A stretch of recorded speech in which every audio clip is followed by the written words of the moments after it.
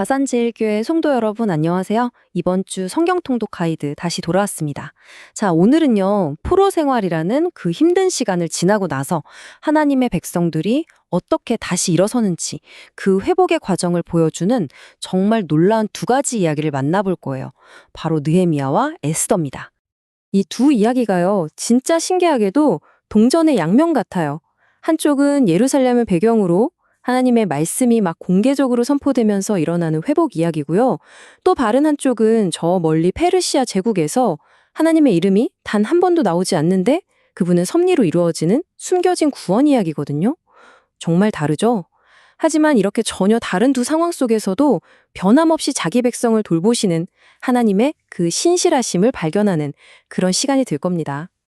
자, 그럼 먼저 느헤미야 이야기부터 시작해 볼까요? 무대는 예루살렘입니다. 무너졌던 성벽이 다시 세워졌어요. 와, 대단하죠. 하지만 진짜 중요한 회복, 그건 아직 시작도 안 했습니다.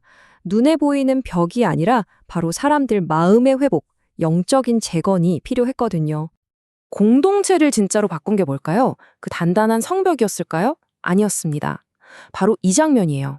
모든 백성이 수문 앞 광장에 모여서 학사 에스라가 읽어주는 하나님의 말씀을 듣는 바로 이 순간, 여기서부터 모든 게 시작됩니다.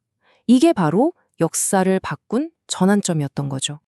말씀을 들은 사람들의 반응이 정말 대단합니다.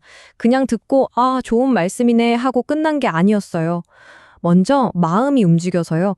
기쁨의 눈물, 또 회개의 눈물을 흘립니다. 그리고 거기서 멈추지 않죠. 마침내 우리 이렇게 살겠습니다 하고 하나님 앞에서 약속, 즉 구체적인 행동으로까지 나아갑니다. 듣는 것에서 반응하고 결단하는 데까지 이어진 거예요. 그리고 바로 이때 이 공동체의 중심을 꿰뚫는 말씀이 선포되죠. 여호와를 기뻐하는 것이 너희의 힘이다. 이거 정말 중요한 말씀인데요. 진짜 힘이라는 게 내가 잘해야지 하는 결심이나 노력에서 나오는 게 아니라는 거예요.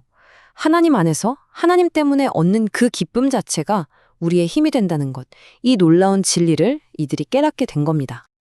여기서 우리가 꼭 기억해야 할 게 있어요. 느헤미야가 보여지는 진짜 회개는요, 그냥 잘못했습니다 하고 감정적으로 뉘우치는 데서 끝나지 않는다는 거예요. 그건 시작일 뿐입니다. 죄를 고백하고 잘못된 길에서 완전히 돌아서서 회복을 향해 나아가는 그 전체 과정, 그 여정의 출발점이 바로 회개였던 거죠. 자, 그럼 이제 무대를 완전히 바꿔볼까요? 말씀이 공개적으로 선포됐던 예루살렘과는 진짜 정반대의 세상으로 한번 가보겠습니다. 저 화려한 페르시아 제국의 심장부로요. 이곳에서는 하나님의 백성들이 눈에 보이지 않는 아주 거대한 위협과 마주하게 됩니다. 바로 에스더의 이야기 속으로 들어갑니다. 근데 에스더서가 정말 특이한 점이 하나 있어요. 바로 이겁니다. 0. 이게 뭐냐면 에스더서 전체에 하나님이라는 단어가 나오는 횟수예요. 단 한 번도 안 나옵니다. 정말 신기하죠? 그럼 이런 질문이 들 수밖에 없어요. 아니, 하나님의 이름이 한 번도 안 나오는데 그럼 하나님은 이 이야기에 안 계시는 건가?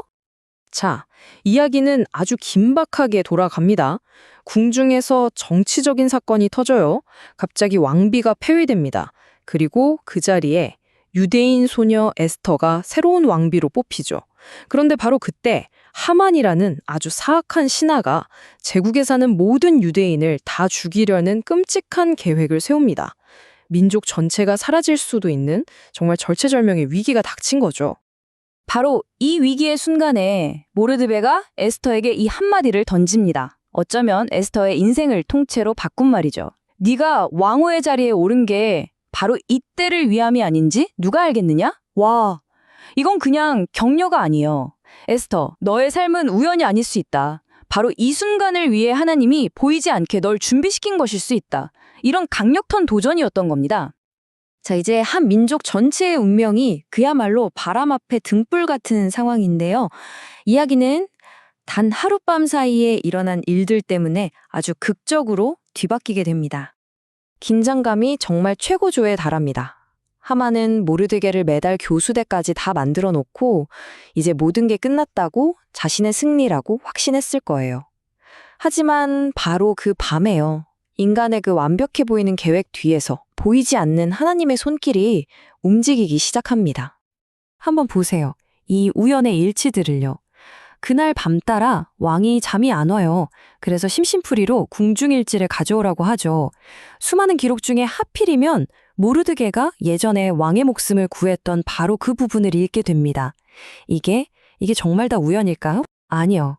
마치 보이지 않는 누군가가 역사의 흐름을 바꾸려고 퍼즐 조각들을 하나씩 완벽하게 맞춰가는 것 같지 않으세요? 그리고 이 모든 우연이 모여서 만들어낸 결과가 바로 이겁니다.